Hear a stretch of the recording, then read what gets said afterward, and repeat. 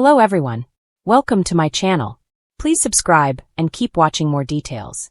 Tammy Slaton guzzled nearly a dozen bottles of booze weekly.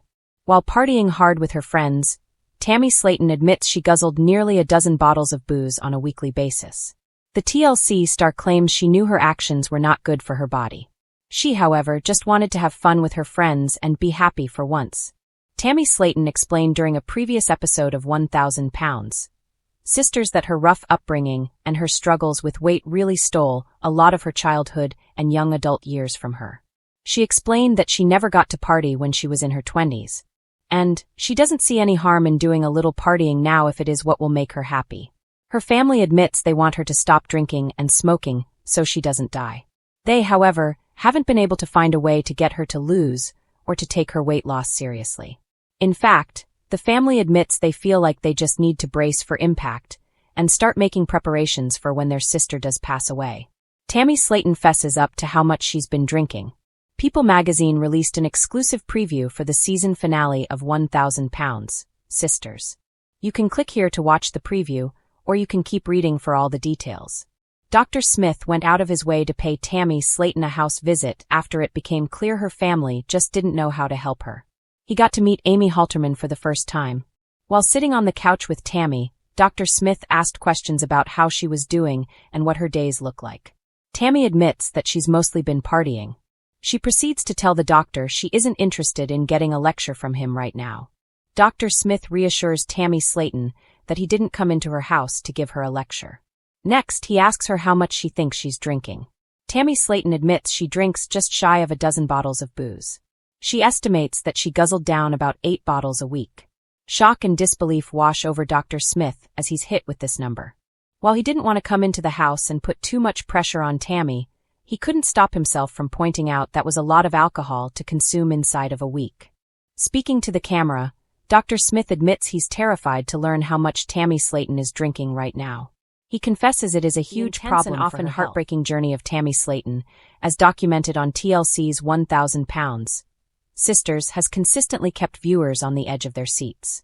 While the public focus has primarily been on her battle with severe food addiction and her incredible 500-pound weight loss breakthrough, a revelation from earlier in her journey has resurfaced with shocking clarity. Her candid confession about her struggle with excessive alcohol consumption. During a critical period where her health was in grave danger, the reality star admitted to her bariatric surgeon, Dr. Eric Smith, that she was drinking up to 8 bottles of liquor a week. This staggering admission painted a picture of a crisis far beyond her eating habits, highlighting a severe coping mechanism fueled by mental health struggles. The alarming confession. Maybe 8 bottles a week. The truly shocking nature of this information lies in the sheer volume Tammy disclosed to her doctor. In a preview of the 1,000 Pounds Sisters season finale, bariatric surgeon Dr. Eric Smith visited Tammy at home to check on her progress. When questioned about her new habits, Tammy revealed a deeply concerning pattern of partying that included drinking, smoking, and vaping. Dr. Smith, visibly shocked, asked her for a specific amount, and her reply, maybe 8 bottles a week, sent a wave of alarm through the doctor and subsequently the audience. Dr. Smith immediately expressed his serious concern, asking for clarification on the bottle size. Like fifths of liquor? Oh wow, Tammy. That's a lot. He told the camera that Tammy's excessive drinking alone was putting her in severe danger. This candid, raw on-camera moment showcased the severity of her situation, revealing that her fight for survival was not just against food addiction, but also against self-medication through alcohol. A cry for help, battling mental health and depression. Tammy explained the underlying reason for her alarming new habits, telling Dr. Smith she had been battling mental health and depression big time. The isolation factor. When asked if her depression was worse when she was alone, Tammy confirmed, by myself. This isolation, a frequent byproduct of her immobility due to her weight, contributed to her seeking an escape.